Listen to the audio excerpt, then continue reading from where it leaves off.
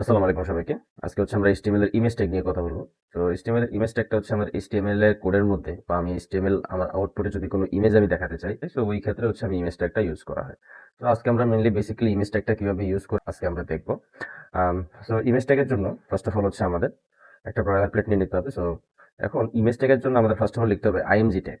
ওকে, IMG tag লেখার সাথে সাথে হচ্ছে আমার সোর্স আসবে এবং হচ্ছে অল্টার নামে একটা লেখা আসবে। ঠিক আছে, সো সোর্সের মধ্যে আমি হচ্ছে মেনলি আমি আমার যদি কোনো ছবি আমি সেভ করে থাকি সেখানে আমি হচ্ছে সেটা লিঙ্ক দিতে পারি, বা হচ্ছে আমি এখানে অল্ট নামে হচ্ছে আমি যদি আমার ইন্টারনেট কানেকশন চলে যায় বা হচ্ছে যদি কোনো নেটওয়ার্ক প্রবলেম হয় তখন হচ্ছে আমি কিসের ইমেজ দিছি সেটা হচ্ছে এখানে লেখা থাকতে পারে। সো আমি যদি জিনিসটা একটু দেখাই, আমি হচ্ছে অলরেডি এখানে একটা ইমেজ নিয়ে নিই। সো আমি যদি একটা ইমেজ এখানে নিতে চাই তাহলে এখানে আমি বেসিক্যালি একটা ইমেজ নিয়ে নিচ্ছি। সো এখানে ইমেজ লেখার সাথে সাথে আমি চাচ্ছি যে এই ইমেজটাকে আমি সেভ করব হচ্ছে এখানে আমি আমার ফোল্ডারের নাম হচ্ছে প্রজেক্ট।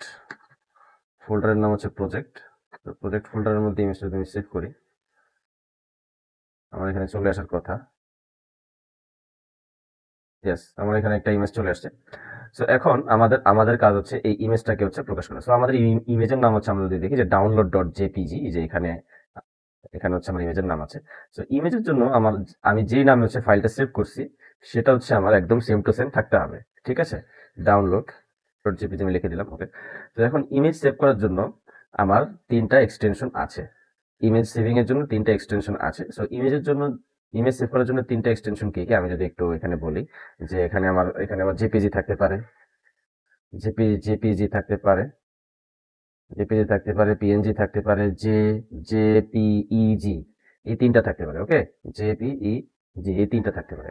এখন এই তিনটা আমার ছোট হাতের হতে পারে, আবার বড় হাতের হতে পারে, এতে কোনো প্রবলেম নেই। ওকে, আমাদের কাজ হচ্ছে আমাদের ইমেজের পর অবশ্যই এই এক্সটেনশনটা আমাদের দিতে হবে। অবশ্যই সেভ তো থাকবে, তারপরেও আমাদের নিজেরা খেয়াল করে হচ্ছে এই তিনটা এক্সটেনশন হচ্ছে আমাদের এনশিওর করতে হবে যে কোন এক্সটেনশনটা হচ্ছে আমার ইমেজ সেভের সময় আসছে। ওকে, এবং আমাদের কি করতে হবে, আমি হচ্ছে সাপোজ আমি আরেকটু একটা বিষয় ক্লিয়ার করি। সাপোজ হচ্ছে আমি এখানে প্রজেক্ট নামে একটা ফোল্ডারের মধ্যে আমি হচ্ছে কোড করতেছি, ঠিক আমার সেম ইমেজটা আমার ঠিক এই প্রজেক্ট ফোল্ডারের মধ্যে সেভ হতে হবে, আদারওয়াইজ কিন্তু ইমেজ এখানে আসবে না। ওকে, তাহলে যদি এখন এটা আমি রান করি, তো আমি যদি আউটপুট দেখতে চাই, তো এখানে হচ্ছে আমার ইমেজটা চলে আসছে। ওকে, ইমেজটা চলে আসছে। এখন আরেকটা ওয়ে আছে, আমরা হচ্ছে এখানে আরেকটা ইমেজ আনতে পারি। এখানে হচ্ছে আমি আরেকভাবে আনতে পারি। তো আমি যদি সেম ইমেজটার copy link address, copy image address দিলাম, তখন হচ্ছে আমরা আমরা এটা পেলাম। ঠিক আছে, আমাদের এই সেম ইমেজটাই আসছে। আমরা হচ্ছে ইমেজ অ্যাড্রেসের মাধ্যমে হচ্ছে সেম কাজ আমরা করতে পারি। আবার যদি এখানে আমি দেখি যে এখানে আমি লিঙ্কটা সরাই দিছি, ইমেজ আমার চলে গেছে। ঠিক আছে, এখন এখন সাপোজ ধরেন যে আমি এখানে ডাউনলোড.জেপিজি লিখলাম। এখন হচ্ছে আমি সাপোজ এখানে লিখলাম যে ইমেজ, এখানে আমার ইমেজটা থাকবে। এখন সাপোজ হচ্ছে আমি আমার লিঙ্কের মধ্যে কোনো একটা প্রবলেম হলো বা আমার ইন্টারনেট কানেকশন চলে গেল বা হোয়াট এভার, যে কোনো কিছু আমার সিচুয়েশন হতে পারে। তো ওই ক্ষেত্রে আমার এখানে আউটপুটে কি আসবে সেটা হচ্ছে আমি একটু দেখি। তো ওকে, যে এখানে হচ্ছে আমার ইমেজ নামে একটা লেখা আসছে। ঠিক আছে, মানে এখানে আমার একটা ইমেজ আছে, এই লেখাটার মাধ্যমে বোঝা যাচ্ছে যে এখানে একটা ইমেজ আছে। তো এখানে যদি আমি যে কোনো কিছু লিখতে পারি যে নেচার ইমেজ, তো এখানে হচ্ছে আমার নেচার ইমেজ চলে আসবে। ওকে, আবার যদি আমি জেপিজি দিই, আমার হচ্ছে এই ইমেজটা এখানে শো করবে। ওকে, এখন ইমেজের পাশাপাশি হচ্ছে আমরা এখানে হাইট ওয়েট সেভ করতে পারি। সো আমরা হচ্ছে এইচটিএমএল বা সিএসএস যেটাই পড়াশোনা করি সেটার জন্য আমরা একটা ডকুমেন্ট ফলো করবো, সেটা হচ্ছে আমার W3 স্কুল। সো আমি যদি এখান থেকে height weight in image tag এটা লিখি, তারপরে হচ্ছে W3 স্কুলস এর একটা ওয়েবসাইট চলে আসবে। আমরা হচ্ছে এখান থেকে হাইট ওয়েট সেভ করে দিতে পারি। ঠিক আছে, আমি এটা কপি করে নিচ্ছি। তো এখানে যে অল্টের পরে হচ্ছে হাইট ওয়েট বসাতে হবে। তো আমি এখানে উইথ দিচ্ছি 100, উইথ দিচ্ছি 100, এবং হচ্ছে হাইট দিচ্ছি হচ্ছে 100।